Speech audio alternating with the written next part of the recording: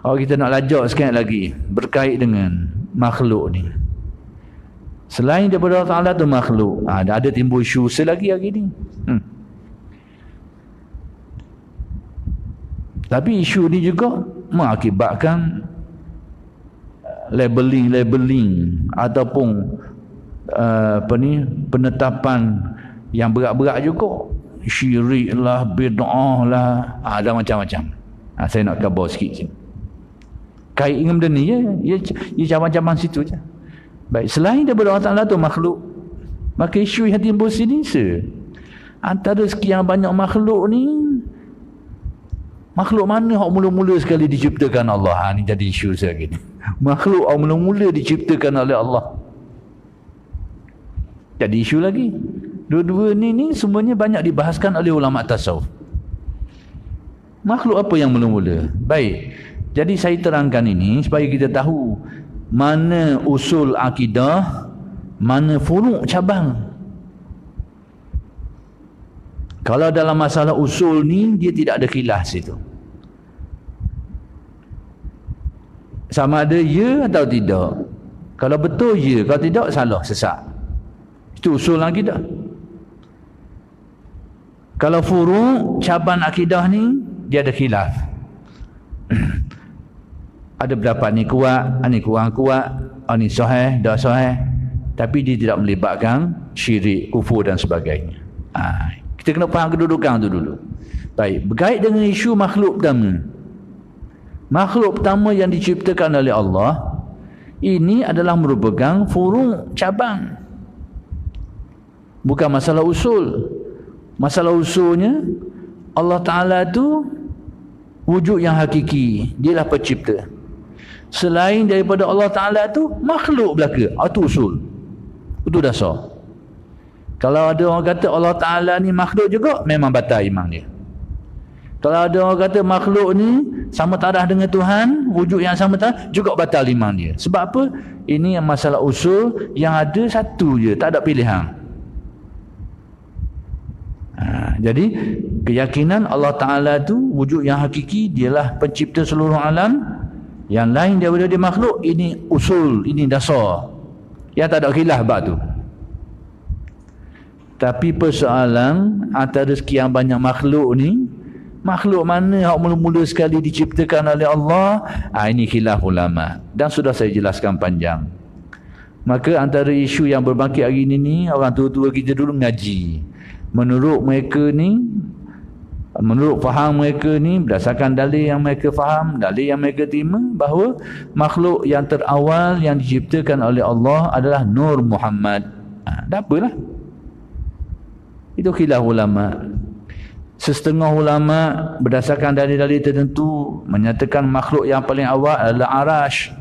Arash, makhluk paling awal. Ada pula di antara mereka itu menyatakan makhluk yang paling awal yang diciptakan Allah air. Ini ada dalil belaka. Cuma antara sahih atau kurang sahih. Cuma antara soreh atau tak soreh. Itu yang menyebabkan khilaf. Taraf hadis tu sama ada sahih atau tak sahih, ataupun taraf dilalah dia tu, makna itu sama ada sahih ataupun tidak sahih, direct ataupun tak jelas ataupun tak jelas maksud dia tu. Itu yang menyebabkan khilaf ulama. Jadi kesimpulan mudah saya nak khabar, antara pendapat ulama yang ada berkait perkara ni, ada di antara mereka tu menyebut Arash lah makhluk pertama diciptakan Allah. Dalilnya sahih tapi dalilnya tidak sahih. Kadang hadis yang riwayat Bukhari, tapi kalam hadis tu dilalahnya tu dia tidak sahih. Tidak menyatakan direct seperti itu. Difahami oleh setengah ulama saja. Arash, ada yang kata air, ada riwayat, tapi taraf kesahihan tu mungkin berbeza-beza. Air antara makhluk awal yang diciptakan Allah. Yang ketiga, berdasarkan riwayat, makhluk pertama diciptakan Allah adalah qalam, iaitu makhluk yang dengannya Allah Ta'ala cipta untuk mencatat takdir segala makhluk. Ada riwayat hadis.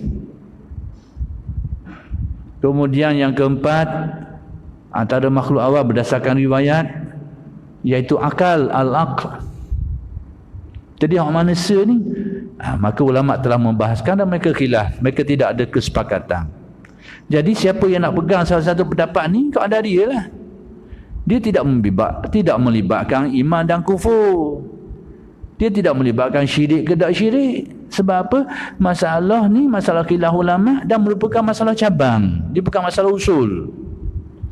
Dan masalah sini tu ada dalil belaka. Cuma kuat tak kuat, jelas tak jelas aja.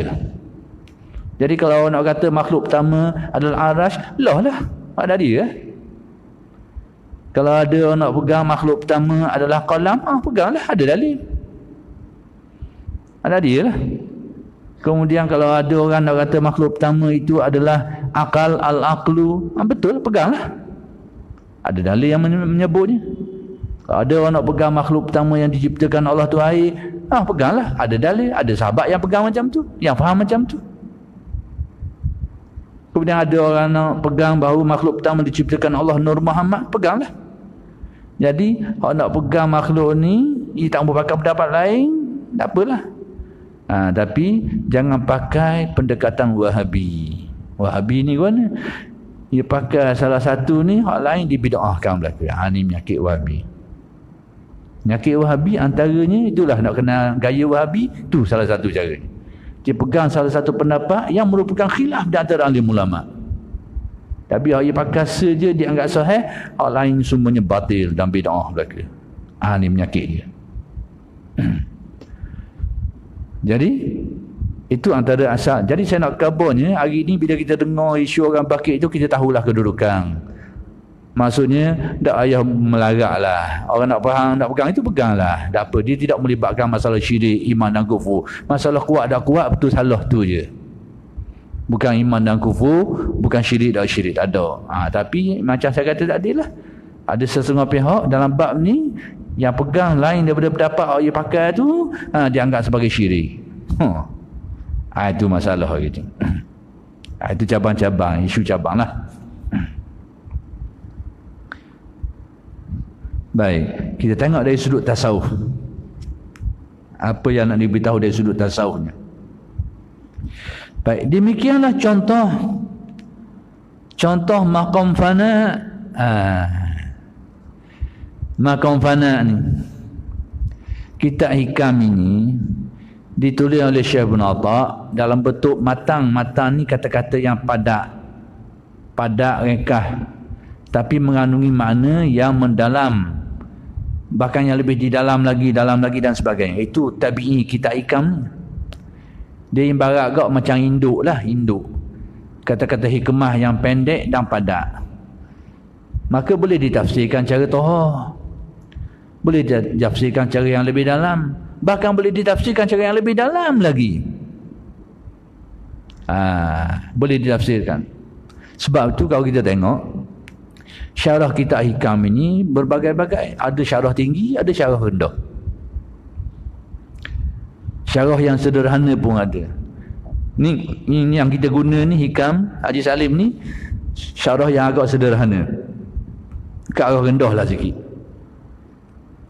sesuai untuk diambil manfaat nasihat-nasihat ketauhidan. Tapi ada syarah yang agak mendalam seperti Iqazul Himam, dan syarah lain lagi yang ke arah kepada yang lebih mendalam lagi ada.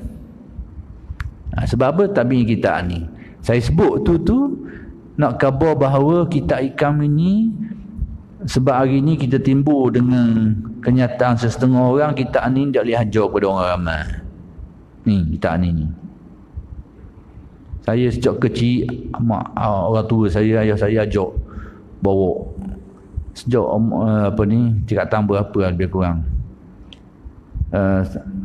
sekolah menengah tingkatan 2 dan 3 gitu. Orang tua bawa dah duduk ngaji kitab hikam ni. Tok guru ngajar, dia dah ambak kita.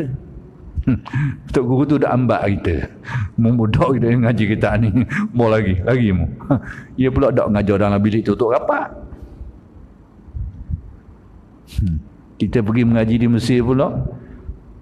Ulama besar mufti dia, iaitu Syekh Ali Jumaah. Kita tahu dia mengajar kitab ni secara terbuka dalam TV, dalam radio, secara terbuka. Mufti, ulama, rujukan, tempat rujukan.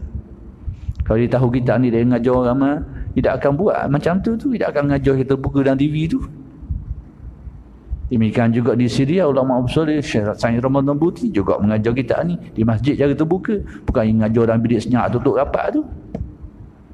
Kita je buat pandai-pandai. Setengah tu dia kata tak dapat maksud lah, macam-macam lah. Dia kata tak boleh mengajar kita ni tak dapat maksud. Kita nak tahu kau siapa dia, siapa maksud. Kita tak pergi ngaji dengan dia pula. Tolong kabar kita. Hak ngaji, hak ngajar siapa maksud ni. Kita nak pergi ngaji dengan dia. Kita nak pergi ngaji. Apa maksud nak kabarnya ulama tulis kitab ni bergantung kepada kefahaman. Baik, kalau kita nak faham cara tu. Al-Quran tu. Siapa dia boleh berjaminan hak dia tafsir itu, itulah siapa maksud. 100% siapa maksud. Siapa dia berani kata gitu? Tak ada orang berani kata gitu. Dah bila tak siapa maksud tu, tak boleh nak tafsir lah Quran.